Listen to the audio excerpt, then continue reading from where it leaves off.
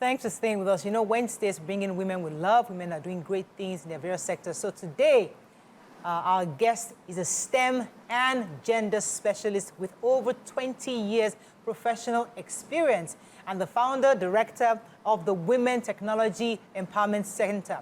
She has also used her platform to encourage over 47,000 girls and women across Nigeria to pursue the STEM careers and has supported women to use technology confidently to increase their economic power and have the ability to speak out about issues affecting their lives. Welcome with us, Oreoluwa, Lesi in the building. Thank you. Thank you so much. So when we see women like you, we really get scared because you're like, you know, this really geekish. I don't want to use the word geekish. In your STEM, you think somebody who is so ethical, who's really, really up there with technology. But tell us how you got into STEM. And I know it's been 20 years. And what led you to, what inspired you to get into that sector? Okay. STEM and gender specialist. STEM and gender. Okay, so my entry point, I should start with my parents because my parents were both engineers. So yes. And they always say that you can't be what you can't see. And so that was what we had in the home. We lived in a very logical, analytical home. But funny enough, I didn't think about studying engineering. You know, children always want to find their own path. So I wanted to find my own way. But somehow or the other, I decided, oh, I'm going to go for medicine. Medicine didn't work out.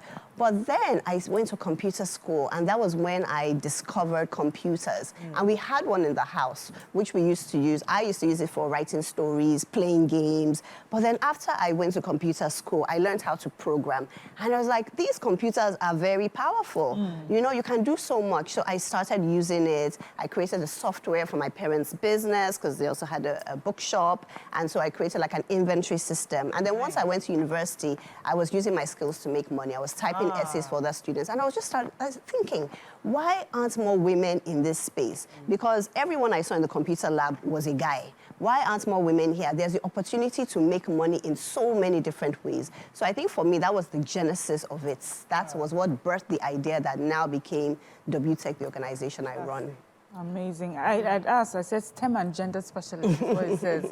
So at first, when I saw that, I was like, is this medicine? No. You know, but it's technology. Why the combination, and what does that mean? All right, okay, so by the time I started my master's, I was reading the research, and I realized that there are so few women working in technology who had access to technology, even connecting to the internet. The numbers were so low, and I started wondering why. So I started doing a lot of research, and that's what I focused my master's thesis on.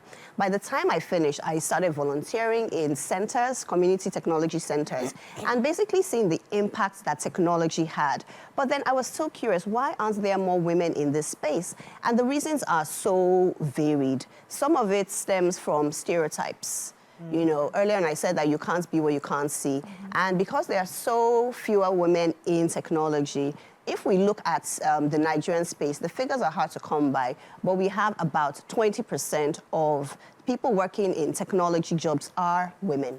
Just that. Right. If we look at the degrees, so people studying science, technology, engineering degrees in Nigerian universities, women make up about 22%. Still? On the global level, it's not much better. Women make up only 35% of people studying STEM-related degrees. And of course, as you go into the workplace, women make up less than 25% of the women globally in science, technology, and engineering roles. So we can see that there's that big gap, yes. So if you can't see women, then you don't always aspire to be that because you think it's not a space for you. Exactly. Okay, so I hear you, and I love the fact that you're able to back up with data the challenge that is now more obvious statistically. Yeah. But I want you to, because someone can listen to this and still feel like, so 25% of women are going to do engineering. And they can do nursing, they can do other things. Why do you feel, what are the advantages of having more women in engineering? What would be the benefits for society at large if we encourage more women to do STEM? Because technology, science, engineering are solving today's problems. Are problems faced by only men? No. They are faced by men and women. They're faced by men and women of different ethnicities, cultures, religions. So it's important that the people who are developing all the tools we're using are representative of the people who are using it. Even anything as simple as the pen that you have, the phone that you have. Do you realize that a lot of mobile phones, especially smartphones, are so big because they're mostly developed and tested by men? And so when they hold it in their bigger hands, it seems, oh yes, it's fine. But for a lot of women, a lot of these phones are big, bulky, exactly. When you look at the design of cars and the safety system, when there's a crash, the airbag is deployed. Women suffer more fatalities than men do because in a lot of that testing, it's done with male crash test dummies. And because the people doing the testing and the design are men, it's an implicit bias. They don't even think about, oh, what if a woman? Exactly. Our chest is not yes. So we're closer. So when the airbag deploys, it's more likely to suffocate. Yeah. So, but it's if you have different types of people who are developing these tools, men and women from different backgrounds, socioeconomic backgrounds, cultural backgrounds, religious backgrounds, we're bringing in our different perspectives and say, hey, did we think about this? Did we think about this? So that's why it's important to have more women in this space. And of course, I mean, this is, we know, the money-making space. People believe you go into tech, you make money. And women are among the poorest in the world, the poorest population groups in the world. So it's important that we also have the opportunity to get into the space where we can also benefit financially. And you know, when a woman benefits, she also, you know, helps her family. It spreads, exactly. Let's talk about, I mean, there's a young woman watching you right now, and she's thinking of STEM. How lucrative is it? I mean, what areas can she consider? Because they hear STEM. Yes. But you know, STEM is somewhat broad. You're not even sure which area do I focus on. What do I do? So for somebody who is trying to think of that area, how would you help them navigate which area or how to focus on what, how to use this economically for them? All right, so STEM stands for science, technology, engineering, maths. Each one of those disciplines is very broad. Science is very broad. Of course, when we were in school, we did chemistry, physics, biology, and then maths itself, broad. Applied maths, you know. Further maths, exactly. And then technology is super, super broad. Yeah, so, and same thing with engineering as well. I told you my parents were engineers. My dad was an electrical engineer. My mom was a civil engineer. So I think it really starts from the childhood. It starts from when you are young and you're exploring things. I think that it's important to expose our children to different things and also help them develop their strengths. There's a space in each one of the STEM disciplines for everyone, I believe, depending on what you are interested in. If you're someone who loves to design, you may think about, engineering, civil engineering, or maybe architecture, exactly. If you're someone who is interested in the body, how does the body work? You may think about medicine. So I think having a good guidance and counseling department is important in schools, and that's something that a lot of schools are lacking. But thank goodness we have the internet today. We have the internet, you can go online, you can look for information, you can watch interviews of women working in different fields. And of course, the importance of mentorship. In our organization, we have about 58% of our alumni who have said that, you know, they would consider STEM careers if they knew a woman working in STEM. So that shows the power of mentorship. So I think there's a lot of information out there, and that's one of the things that my organization does. Apart from training, we also provide mentorship programs and also expose girls to women and men who are working in different STEM disciplines so that they can already start to get a sense of, would I be interested in this? Let me find out more. So I think learning, exposing your children is very, very important. Yeah. So, you know, with most kids, the first time that they get exposed is maybe through their games. And you know, as a Nigerian mother, you're not reading your books, you're playing games. You know, how would you encourage a parent who a child seems to be so interested in the games? Is it a don't do it at all, or is there a balance that you can, you can toe a line of that can encourage that child to do even better? I think everything in life is about balance. Balance is important, but there's a saying by Maria Montessori, the lady who started the Montessori movement, and she said that play is the work of a child. Children are meant to play, and children learn through playing. And it's the same thing with a lot of technology, STEM disciplines. You are trying out things, you are playing, and in the playing, you are learning. So you have a lot of these tech, superstars who we know now. I mean, you ask people, oh, they'll mention Bill Gates, Steve Jobs. Those are, people, no women, in that list. Have enough women. Exactly. But, they all started from playing video games. And then from the playing video games, how can I build my own? And then so it moves on. So I would say encourage them to play. Oreoluwa, I have to come in there. I beg to differ slightly, because when Maria Montessori was saying that we didn't have social media, Yes. we didn't have this access to YouTube, TikTok, Yes. back to back. And for a parent, it's very scary, because you know that it's good to expose them. Yes. Because my son doesn't, I don't have PlayStation in the house. He doesn't have that. But because recently I did some rules, I don't watch TV. So a neighbor has a PlayStation. Yes. So he goes, once it's 4 p.m., instead of coming to the house to watch TV, Yes. he goes to the neighbor's house to go and put PlayStation. I'm thinking, you're not coming home to ask me for PlayStation. I'm not buying you PlayStation. So go back to what Mariam said.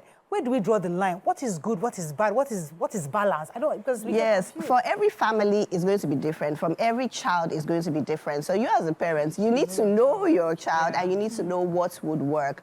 And that's why for me, parenting is not, it shouldn't be black and white. You can't just say, don't do this. Because if you say it, sure, when they're in the house, they won't do it. But by the time they go out, they have access, so it's important, to discuss with your children. Really take them as partners and say, okay, this technology, it has its good parts, but it has its bad parts. Which part is good? Let's see how we can develop it. Okay, you like playing games. Let's see how I can enroll you in a class where you can learn to build your own games. And then also talk about the dangers online, because there are so many dangers. And the thing is, it's important for children to learn this as they are growing up. You cannot shelter them, because the whole world is now facilitated by technology. Yes, definitely. Exactly. And you don't want to raise naive, children who become naive adults and they go out and they don't know what's what. So exactly. So I want to ask you a question. In most cases, when people are faced with, you have a male child, a female child, we raise our men to be a bit more analytical. It's expected of them to analyze, to be more hands-on. And we raise our women to be more in tune to their emotions, their feelings. So there's expectation of intuition for the woman, as opposed to being analytical for the men. And it might be part of the reason we are having more men considering engineering courses, because it's more masculine. And then how do we, is it true? And have you seen women that are extremely analytical, who are doing the maths and excelling in STEM as well? And can you share a few of them? They're still feminine. And that's still, Yes, so many. It's very important that you spoke about the way that we raise our children. And it can be hard to tell how much is nature, how much is nurture, because you raise, the children, and the way they are socialized is the way they are going to grow up. So in the house, you are saying, I can't, what's wrong with this TV? Oh yeah, Junior, come and fix it. Come and, Junior doesn't know what he's doing, but Junior is just trying. In the trying, he's developing his skills. But then your daughter, oh yeah, come to the kitchen with me, let's cook. You're already telling them that these are your roles in life. So for us as parents, we need to be intentional. Make sure that, our sons, our daughters are exposed to cooking, cleaning the house, and of course, fixing things. It really starts with us. It really, really does. Let's talk about WeTech for a second. And the 47,000 women you've encouraged. Goals. I mean, so how do you follow up with these people? Or how does it work? And somebody's listening to you right now, they also want to work with WeTech. How would they participate? All right, okay, so WeTech. So, yes, so for us, we are really raising young ladies who are digitally confident. When we started, our major goal, our sole goal, was to basically inspire girls to want to work in technology. Over the years, we've realized that not everyone is going to want to maybe work in tech, but everyone has to work with technology.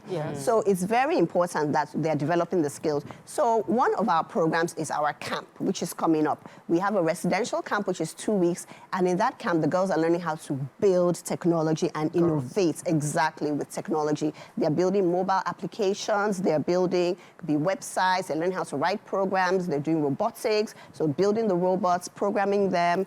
And this year, our focus is on the environment, so environment and technology. So they are building power banks, they are building like solar powered, machines that can do different things. Yeah. They are learning how to harness like renewable energy, biomass. So it's going to be very interesting. And we have excursions as well. So, so we have that camp. So we used to follow up with the girls at the camp and found that after the camp, some girls are doing amazing. And they've said, we have about 67% of our alumni who said that the camp specifically has inspired them to pursue a STEM degree or career. And so, so that is major. But then we had the other girls who were not able to maybe have the opportunity to keep on learning, developing their skills after the camp, because maybe in their homes, in their schools, they don't have access. So that led to the development of our after-school clubs. So in our after-school clubs, we are working in selected schools across Lagos State, Ondo State, Kwara State, and we're working with the girls. So over the period of a year, they're going through a weekly club. So we have a very fun curriculum, and they are learning exactly. So a lot of the things they may have learned, that intense 2-week camp, they are now learning again, over... all girls, only girls. Yes. You know, I was just waiting for her to finish. Yes. To say, I like it that we're encouraging our girls, but it's looking more and more like we're forgetting the boys. I've been looking for a place where my son can go, and my daughter has like 3 options. Now with this option, there's like 4 options. Yes. My son, I'm still looking for a place that he can be with boys that is not football. Yes, It's hard. yes, I understand. The reason why we are doing this is to address the underrepresentation. I get it. Yeah, so and there are lots of options. I'm telling you, they should be underrepresented. I have like this one, I cannot take advantage. I have those boys. Yeah, but I wanted to ask, Yes. and what you said also will help with the question. I was Yes. going to say, reading about you, all the awards that you have, and the impact you've made, all your achievements, so it started from going to a computer school, and you have upscaled that to who you are today and what you're doing. And I was going to ask, what were those things that helped you to just move from a computer class to who you are today? And just as you mentioned with the other girls who may go through this training and then nothing comes out of it. What did you do differently?